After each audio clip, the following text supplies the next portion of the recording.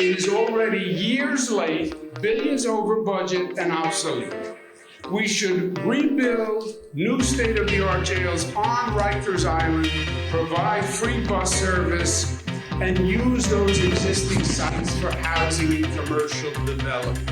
It's a betrayal not only of the law as it stands today, but also of what New Yorkers actually want. They don't want someone running to be the mayor of the city that will keep Rikers Island open. I don't know, from day to day. Depends on which side of the bed this guy gets out of and how he's going to change his positions, because he wants to get people on the left and he wants to get people on the right, he wants to get people in the middle. The real Andrew Cuomo needs to stand up. Welcome to New York One's Off Topic on Politics. I'm New York One investigative reporter Courtney Gross. The mayor has been out of town all week and in Albania. Seriously, not joking about that. He was in Albania right after he decided to jump out of the mayor's race. So the race continues on. The mayoral candidates remaining address the anniversary of October 7th, obviously the attacks in Israel, and Cuomo flip-flopped on whether he wants Rikers Island to remain a jail facility. We will get you caught up on the race for mayor. And in the final weeks of the mayor's race, we're going to be taking a closer look at each of the top candidates. This week, we will be discussing the candidacy of the Republican candidate in the race, that being Curtis Sliwa. And Bobby Cuza may be an expert on Albania? Sure, yeah, Albania. Is the mayor? Can you point to Albania on a map prior to this week? Prior to this week, I would have been close, but I might not have gotten it. By the way, are we sure the mayor is coming back from Albania? We don't know. First of all, what is the New York City of Albania? Well, I think I heard it's Staten Island. No. Isn't it? What is the big city in Albania Oh, that would be wait a minute. equivalent? You know what's funny? Let me introduce you. Dan Rivoli is That's also Dan here, Rivoli. our resident Staten Island resident, no longer, but born and raised. But wait a Staten minute. Island. The mayor, there's like this running joke for those who don't know that the mayor always says New York is the London of America, or like whatever. He always says New York is the capital city of America. He makes comparisons to other cities But this across week, the world. he said New York is the Albania of America, which made me think maybe that he even didn't mean? know the capital of Albania, which I also don't know. But the mayor Should we know that? should maybe have known the capital of Albania while he was in Albania. Do you want me to talk about Albania, by the way? Yeah, let's just jump The right mayor, into it. I'm looking at the mayor on Albania Sunday night, capital. City Hall on Sunday night announced that the mayor Tirana? was Tirana. the mayor was The going capital, to sorry. Albania, and I think someone said that the media advisory went out after he had already left. That would not surprise me. So this came as a surprise to most of us for a couple of reasons. I think it sort of raised eyebrows. First of all, we know the mayor has a penchant for international travel, which has landed him in trouble before. It was well documented in the federal indictment, 5-count federal indictment against him because of the flight upgrades and the free and discounted perks that he received.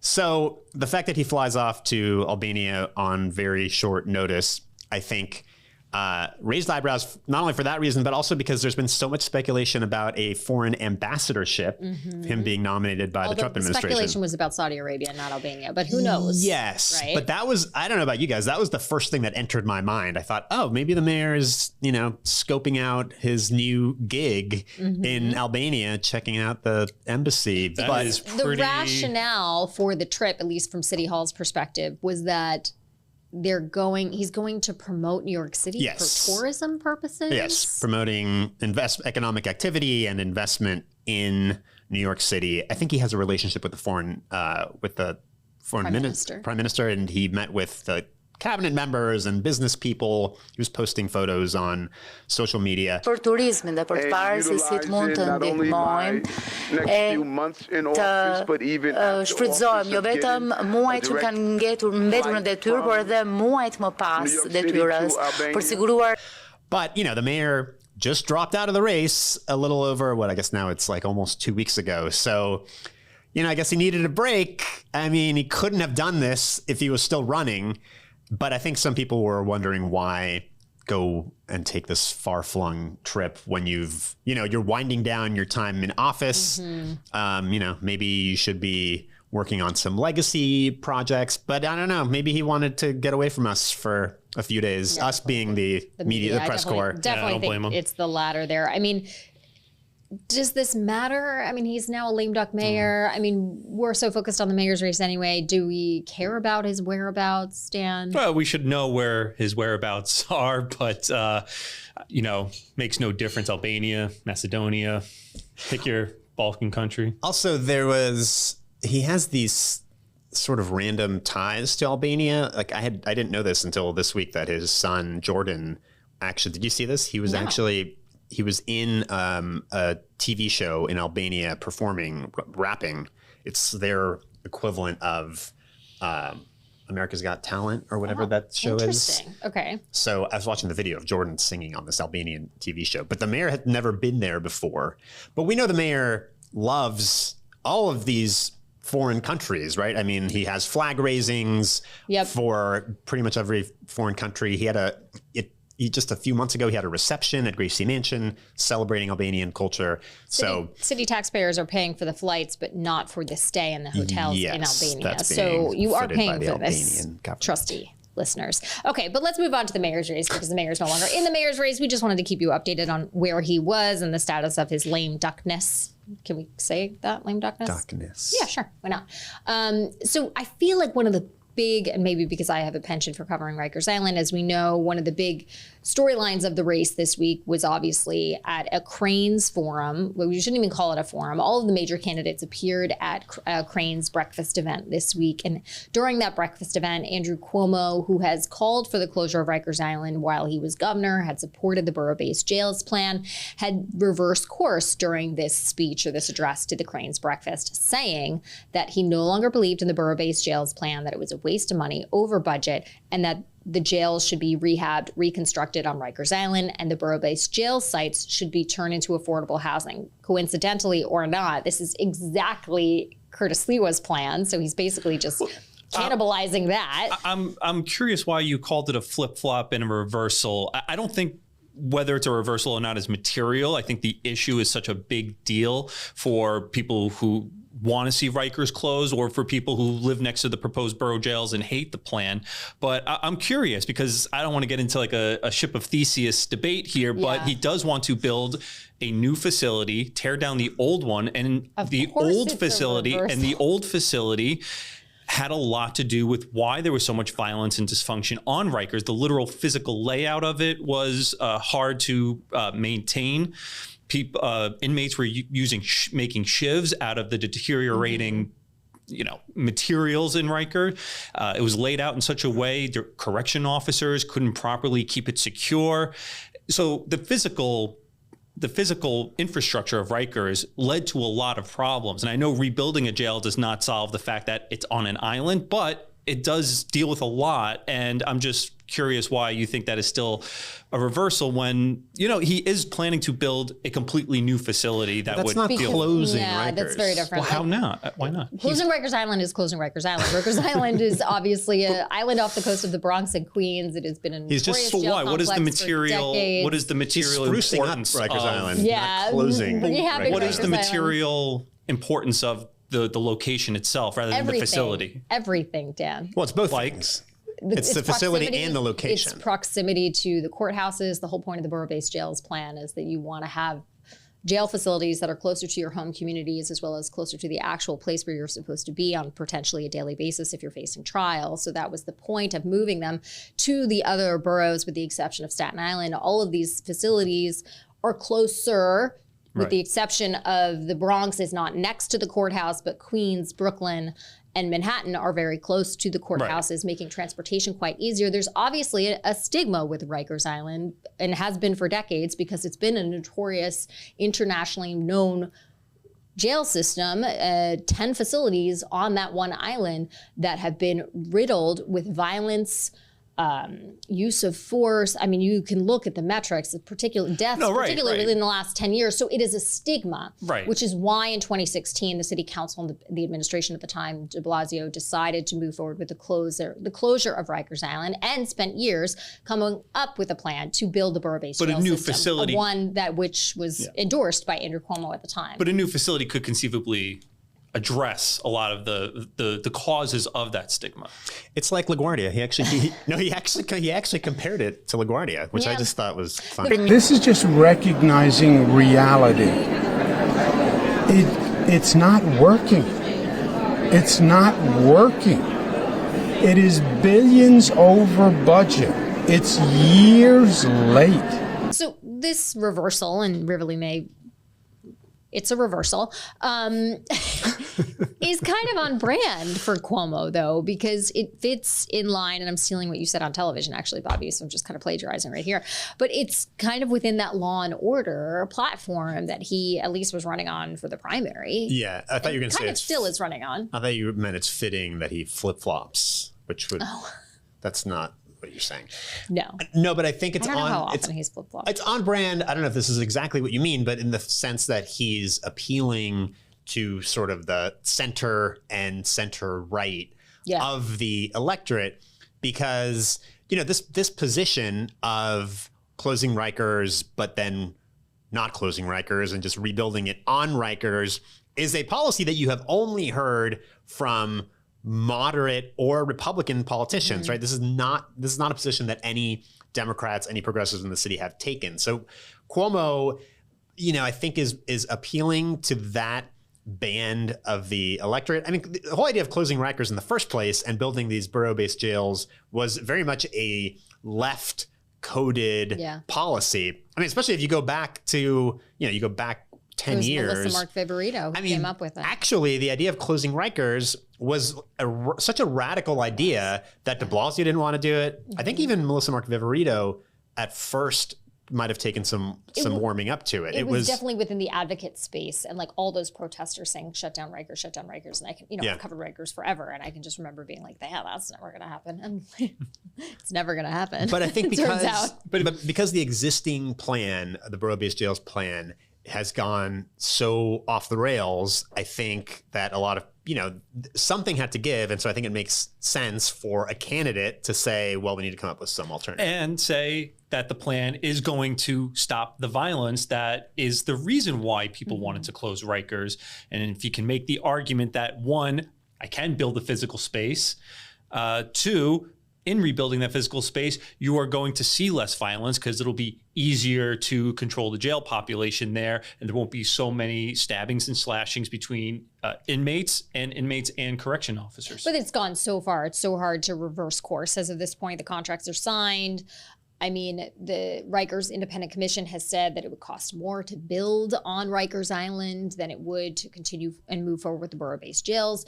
It just is so difficult to reverse. Mamdani, who's obviously in the lead in the race, supports the borough-based jails plan. And it's now Cuomo and Sliwa who basically have the exact same plans. Wait, here's a question for you, Courtney, Rikers expert. They're building these new borough-based jails. I mean, some of them are or are any of them finished? No, right? Some of them? My gosh, no. I drive by the one on Atlantic. Brooklyn is the furthest one ahead, and it's projected to be done until 2029. Right, but it's going up. And if you want to turn it into affordable housing, is that even possible? Because they're already designed, right? No, it's design build. So they could conceivably change it as they go. Building and designing at the same time, which is supposed to speed along the process. So I guess they could, but these contracts are worth billions upon billions of dollars. The idea that they all of a sudden would go for a much lesser, smaller project for affordable housing versus an entire jail. I mean, the scale of those projects is just, they're not comparable. I mean, this is community space and mixed space on the mixed retail space or something on the bottom in many of these cases, and then a massive facility on top. I mean, it's just. Well, you can argue you can just get everyone into a room, hash it out, and say, what is it going to take to flip this to housing? But I mean, I guess that's the politics of it, is that if this is so reviled in the neighborhoods and the people who live around it, and say this is a better selling point, it's either, well, you could tie this up in court and you don't get your billions of dollars for the jails, or you could do it my way, which is kind of the Cuomo MO. Yeah, I mean, this is him looking for votes. I mean, he was just in Chinatown and he was talking with that community, and that community is obviously against the Manhattan facility. It's not surprising here, but we should talk about Mamdani and what he did this week. He was, trying to, while Cuomo's looking for votes in the center, which is what this this policy and this shift and this flip-flop is really all about on the center and the right, then is that cynical? No, I was laughing at the flip-flop. Oh. You keep working that in. I do. Yeah. And then Mamdani is obviously just kind of hammering or just looking for just placating his base because of this bus ride that he had, right? He got on some bus. I don't ride the bus. I've never ridden the bus. Courtney, it's the M50. That's not true. I used to ride the bus when I M57. lived in Manhattan. I rode the bus that went down Fifth Avenue or something. The slowest bus in the city, at least according to a recent report from Brad Lander. Even in congestion pricing? Supposed to zip it up. I think it was, what was it, 4.8 miles an hour on average? But I think it was going 2 miles an hour when the reporters and Mamdani were riding it this week. It's really not that much. Is that worth $9? $9? Well, if you're paying the congestion pricing toll. Yeah. So to me, well, first of all, I think the idea of doing a photo op like this is such a no-brainer that I don't understand why politicians don't do this more often, right? Like Mamdani sends out a media advisory that he's going to be riding the bus and taking questions from reporters. Every news outlet in the city is going to show up for that because it's good video. It's a good picture. So, but he's also so good at staying on message and on brand. He's like, oh, you guys want to talk about Israel, which we're going to get to, but like instead I'm going to ride the bus. I've noticed this with Mamdani recently, that he has been so relentlessly on message, and it served him so well in the primary. It served him so well over the summer in the general election. And that relentless on message approach, it's starting to buckle under the weight of reporters' questions, where they're trying to get more and more into what kind of mayor is Mamdani going to be, and what really are going to be the effects of the policies he's presenting, especially the big three ones on the free bus, the free childcare, and the rent freeze. I was at a housing rally with him the other week, and I asked him a question about childcare, universal childcare, right? I said, when are you going to give out more details about this plan? How are parents going to access this childcare? And he said it was going to be modeled after the universal pre-K issue.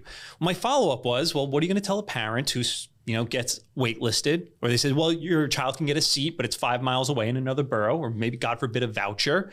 And he said, well, I understand that that's the problem with 3K, right? They expanded universal pre-K into 3K. That was the issue. Parents couldn't get their kids in an acceptable seat. And he said, well, we're going to have to fix that 3K issue while we expand universal childcare to kids as young as 6 weeks old. That's a bigger cost beyond just the things he's proposing. So reporters are starting to press him a little bit on what these policies are actually going to it's mean. Interesting that you say that he's buckling under the pressure because, the anniversary of October 7th, those awful violent attacks that occurred in Israel 2 years ago was obviously this week, and we were anticipating getting statements or what the candidates, we're going to see what the candidates were going to do, because we know that Israel and the issue of Gaza have been such an issue in the race. And even though Mamdani released the statement, he still got hit for it. Yeah, even by the Israeli Foreign Ministry. And this isn't just, a war far off halfway around the world.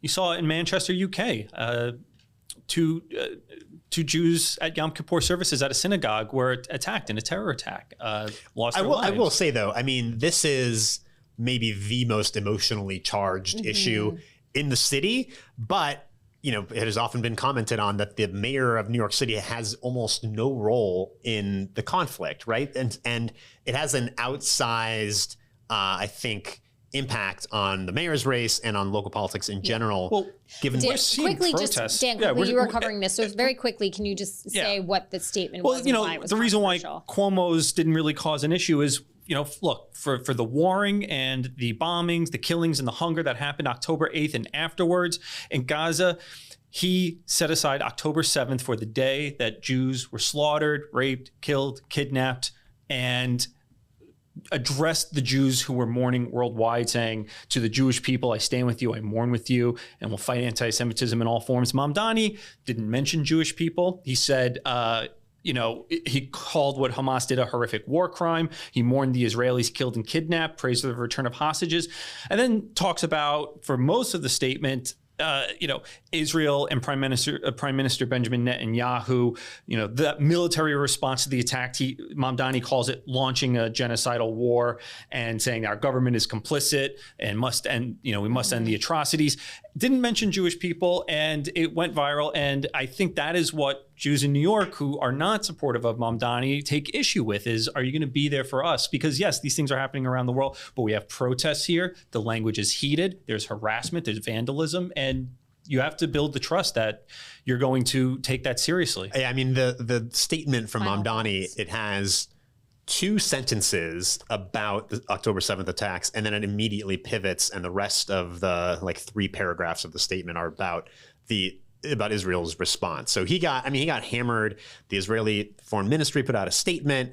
And, there was a lot of criticism of him on the anniversary. This is the new dividing line in democratic politics, is being a part of the anti-Zionist movement and the pro-Palestinian movement, that Mamdani is central to his politics, and Democrats who support Israel, but even the Israel supporters are starting to see the tide is changing and being more critical of Israel. Yeah, I think the poll that's coming out today is going to be asking exactly those questions. Okay, let's take a brief pause there for our YouTube listeners. Just stick right with us. For our podcast listeners, we're going to take a quick break, and then we're going to come back and talk about Curtis Sliwa. Cuomo ran no campaign. He has no skills with the public. He can't, and he's running the same campaign again, except now he's the ultimate flip-flop man. Today we were at Cranes. Now he comes in after me. Yeah, we're going to keep Rikers Island open. We're going to retrofit it. I said, wait, the guy wanted to close it a decade ago. What are you talking about? You had nowhere to house the inmates then. Okay, so he is a New York institution. We know the beret. I mean, he's very familiar in the halls of New York 1. When I first started here, he was always here at least once a week. But the beret is coming off. Curtis Sliwa is trying to appeal to a broader array of voters. Dan Rivoli, you are covering the Sliwa campaign. So just give us a brief synopsis, bio of who this guy is in case someone the bio of Curtis Sliwa could take Can hours. You just do it brief? The seminal year in Sliwa's life and his public life is 1992. The Guardian Angels had been around for about 15 years at that point in 1992. He's got a radio show. He's as close to a household political name as you can get. And he takes a fateful taxi ride where a man in the front turns around and shoots him in the stomach, in the legs. And he is only able to survive by jumping out of an open window in the front seat. It's like out of a movie. It really is. It is a mob hit. And through through journalism, through law enforcement investigation, they believe this was the work of John Gotti, the head of the Gambino crime family, the Dapper Don, the Teflon Don. And Sliwa on his radio show have been trashing him all along. And they think it is Gotti's son, Junior Gotti, who organized the hit for that offensive remarks that Sliwa had been making on the radio. It went to trial. Junior Gotti hung jury after hung jury, but this was really the big moment for Sliwa. David Dinkins visited him in the hospital. And then the year goes on, and maybe with a guilty conscience, he has to admit to a reporter at the Guardian Angels, he had cooked up a few of those crimes that made, newspaper headlines. 6 crimes were total hoaxes that he cooked up, from muggings to attempted rapes, and it was just for publicity. And that was probably one of the low points in his public life. And just to read from a 1992 New York Times editorial on that, the Angels are reduced to a small force that do little more than patrol the block of West 46th Street known as Restaurant Row. Mr. Sliwa has moved on to a career as a radio host, but he still faces a hard question. Why should New Yorkers pay any more attention to a person who shows so little respect for their fear? I bring that up because from that low point, he ground out a reputation as being a street fighter, always on the subway, always talking to people on the bus, in the public housing developments, in neighborhoods you wouldn't see a Republican, and just earning the respect of New Yorkers, so that now when he's out campaigning, people are saying, "We love you, Curtis," shouting on the street. Maybe even, "We love you, Curtis, but you got to drop out." But They like him and they respect him. I'm going to channel the 1992 New York Times editorial board, Bobby, and be like, why should we still pay attention to Curtis Sliwa? I mean, when he ran for mayor for the first time, right, in 2021, that was his first time running for mayor, he got 28% of the vote. I mean, with Cuomo now, I don't know if he's going to get that much, actually. I mean, just at one point earlier this summer when there was the 4 men still in the race, it felt like, oh, wow, Curtis actually could win this thing, because if they split the vote enough, perhaps Curtis would win. I mean, in my neighborhood in Rockaway, nothing but Curtis signs. Yeah, I mean, when the mayor was still in the race, it seemed like the vote could splinter, and Sliwa actually had a chance. I mean, not to say that you can completely count him out now, but I think it's a different race now. I mean, not to get too much into the prognosticating, but I think with Sliwa and Cuomo in the race, we have to believe that they are going to split the anti-Mamdani vote. And what's funny is we hear so much about should Curtis Sliwa get out of the race so that Cuomo has a better chance of beating Mamdani. And I was just thinking about it today. What if Cuomo got out of the race? Because Sliwa, I mean, not to say that Sliwa necessarily has more support than Cuomo does, but if there was no Cuomo, Sliwa gets all of those, not all of those Cuomo votes, but he gets all the Republican vote. He gets some of that slice of the moderate votes. He got 28% last time. I don't know. You think he probably does better than that this time. But I mean, to answer your question, I mean, the guy is still, he's well known. He's been on the radio for what? Like decades now. Yeah. He's so recognizable. I mean, Dan, you've been at events with him. I've covered a couple of events, and people are walking past him on the street and yelling at him, maybe not always yelling positive stuff, but everybody knows who he is. They do. And he says, Curtis says, he goes into neighborhoods where the only Republican people see is Abe Lincoln on the $5 bill. He's everywhere. He's ubiquitous. And I think people appreciate that because that's part of his political brand. He calls himself the populist Republican candidate, the populist blue collar candidate. But what would he do? So, I mean, we know he's such a politics of personality, right? Like, we know who he is. We know he's taken off the beret. He's trying to get more serious, sitting down with business groups, labor groups, et cetera, to appeal to this broader electorate. But if he were elected mayor, what would that Sliwa administration actually look like? It would be focused on law and order. He wants to be the law and order candidate and the law and order mayor. Let's get to the actual law and order campaign, which I believe is one of my pathways to victory, because neither of my opponents are in any way, shape, or form associated with that. Some of the policies he would introduce, of course, fix the NYPD's recruitment problem, and he wants to hire 7,000 more officers to the force, get it up to at least 40,000. He wants to bring the NYPD homeless outreach unit back. That was something de Blasio got rid of. He wants to maintain Rikers, keep it open. And he is really pitching himself as the law and order candidate and standing as a bulwark against some of the criminal reform laws that came out of Albany that Andrew Cuomo as governor signed. And part of his political effort, Sliwa has to make New Yorkers see that Mamdani and Cuomo are the same kind of Democrat with supporting the same weak on crime policies, whether that's the looser bail terms for criminal defendants, raising the age of criminal responsibility, and the like. And he's got other ideas too. He does think immensely about government, how it works, and how he wants it to work. So on the Republican side of things, beyond law and order, he's also talking about cutting the budget, cutting income tax in the city. He wants to see the corporate tax lowered. And that is a big difference between him and the two Democrats. And congestion pricing and he's rebate. Against congestion pricing. Which I know Courtney's going to like. A $500 commuter rebate. I wouldn't mind that. That would be kind of nice. By the way, can I just say, Sliwa, I think this week he got the endorsement of Rudy Giuliani this week. And did I see that he said he's going to be Giuliani 2.0? He said Giuliani 2.0. Which I don't know. I mean, I guess that appeals to some slice of the electorate. One of Sliwa's problems is that he's not consolidating the Republican vote, such as it is in New York. And that is a reason why Cuomo is ahead of him, and that Sliwa is a distant third. Now, yes, I know there's different kinds of Republicans. Asian Americans in South Brooklyn are voting more Republican on education issues. There's still the old business, pro-business Republicans in Manhattan, but he's not consolidating them.